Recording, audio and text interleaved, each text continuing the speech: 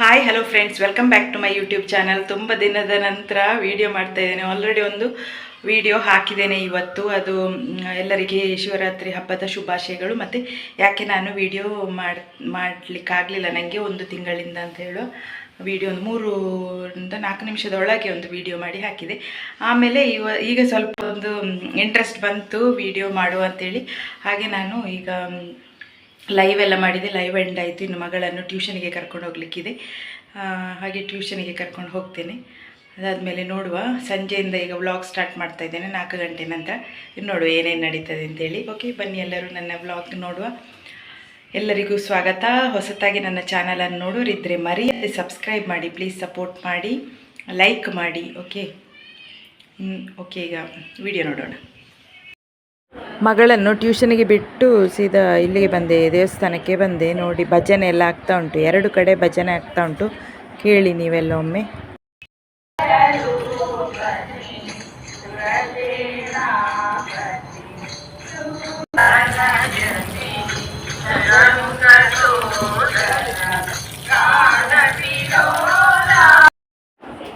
ಕಾಲು ಮುಖ ಎಲ್ಲ ತೊಳ್ಕೊಂಡೆ. ಆಮೇಲೆ ತಲೆಗೆಲ್ಲ ಸ್ವಲ್ಪ ನೀರನ್ನೆಲ್ಲ ಸಿಂಪಡಿಸಿದೆ.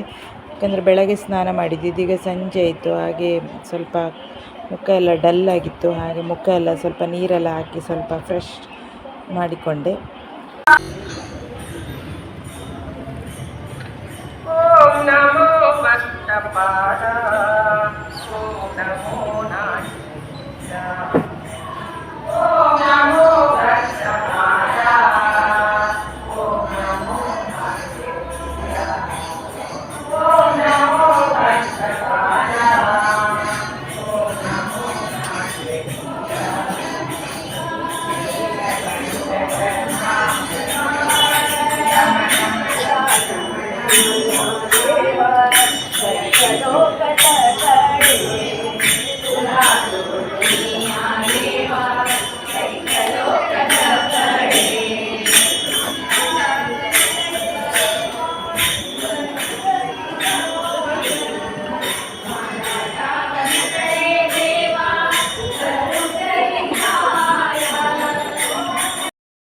ಶಿವರಾತ್ರಿ ದಿನ ಎಲ್ಲರೂ ಶಿವನ ದೇವಸ್ಥಾನ ಸುತ್ತು ಬರ್ತಾರೆ. ಹಾಗೆ ನೋಡಿ, ಇಲ್ಲಿ ತುಂಬ ಜನ ಸುತ್ತು ಬರ್ತಾ ಇದ್ದಾರೆ. 108 ಸುತ್ತು. ನಾನು ಒಂದೇ ಸುತ್ತು ಬಂದದ್ದು. ಅವರು ಫುಲ್ ಶಿವನ ಟೆಂಪಲಿಗೆ ಮಾತ್ರ ಫುಲ್ ಸುತ್ತು ಬರ್ತಾರೆ.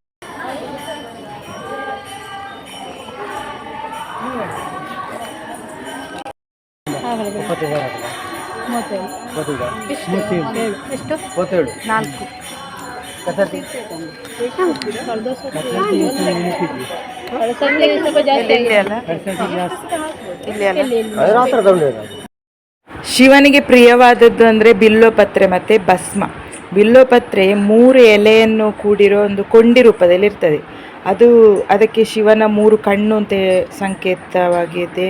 ತ್ರಿಶೂಲದ ತುದಿ ಅಂತ ಹೇಳ್ತಾರೆ. ಅದೇ ರೀತಿ ಬ್ರಹ್ಮಾಂಡದ 3 ಅಧಿಪತಿಗಳಾದ ಬ್ರಹ್ಮ, ವಿಷ್ಣು ಮತ್ತು ಮಹೇಶ್ವರ ಇವರನ್ನು ಸಂಕೇತಿಸ್ತದೆ.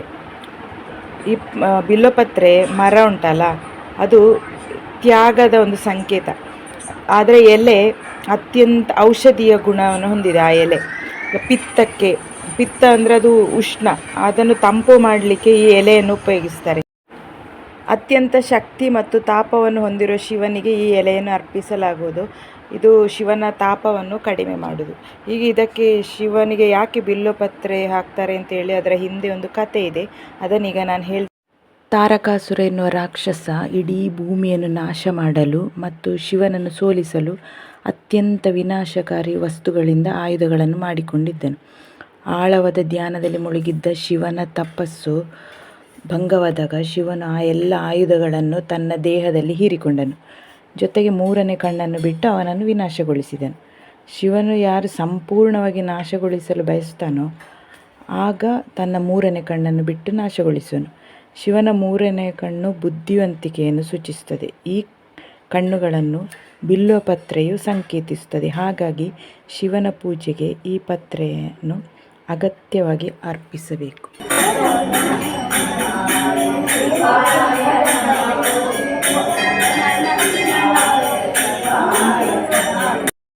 ದೇವಸ್ಥಾನದಿಂದ ಬಂದೆ ಫ್ರೆಂಡ್ಸ್. ನನಗೆ ಒಂದು ಮದ್ದು ಬೇಕು. ಕೆಮ್ಮಿನ ಮದ್ದು ಅತ್ತೆಗೆ, ಅದು ಆಯುರ್ವೇದಿಕ್ ಮದ್ದು ವೈದ್ಯನಾಥ್ ಅವರದ್ದು. ಹುಡುಕಿ ಹುಡುಕಿ ಸಾಕಾಯ್ತು, ಇದೆಲ್ಲ ಆಯುರ್ವೇದಿಕ್ ಮೆಡಿಕಲಿಗೆ ಹೋಗಿ ಬಂದಾಯ್ತು. ಲಾಸ್ಟ್ ಒಂದು ಉಂಟು, ಅದು ಬಂದ ಅಂತ.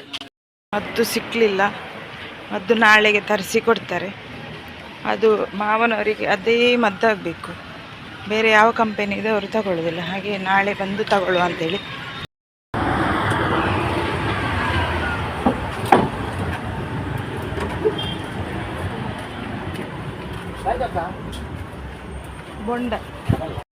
ಬೊಂಡ ಕುಡಿಯುವ ಅಂತೇಳಿ ಬೊಂಡಕ್ಕೋಸ್ಕರ ಒಂದು ಅಂಗಡಿಗೆ ಬಂದೇನೆ. ಅಲ್ಲಿ ತುಂಬ ಲೋಡು ಬೊಂಡವನ್ನು ಇಳಿಸ್ತಾ ಇದ್ದಾರೆ.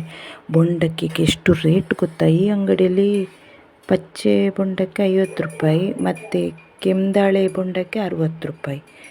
ಬೇರೆ ಕಡೆ ಪಚ್ಚೆ ಇದಕ್ಕೆ 60 ರೂಪಾಯಿ, 62 ರೂಪಾಯಿ. ಯಪ್ಪ, ಇನ್ನು ಬೊಂಡ ಕುಡಿಲಿಕ್ಕೆ, ಇನ್ನೂ ಬೊಂಡ ಕುಡಿಯೋದಷ್ಟೇ ಅಂತೇಳಿ ಉಂಟು. ಈ ಸೆಕೆಗಾಲದಲ್ಲಿ ಎಂಥ ರೇಟ್ ಜಾಸ್ತಿ ಮಾಡಿದ್ದಾರೆ.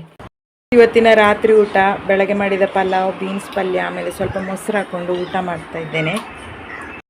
ಹಾಯ್ ಫ್ರೆಂಡ್ಸ್, ಟ್ಯೂಷನಿಗೆಲ್ಲ ಹೋಗಿ ಆಮೇಲೆ ಅಲ್ಲಿಂದ ಗ್ರಹಿಸಿ ಇರಲಿಲ್ಲ, ದೇವಸ್ಥಾನಕ್ಕೆ ಹೋದೆ.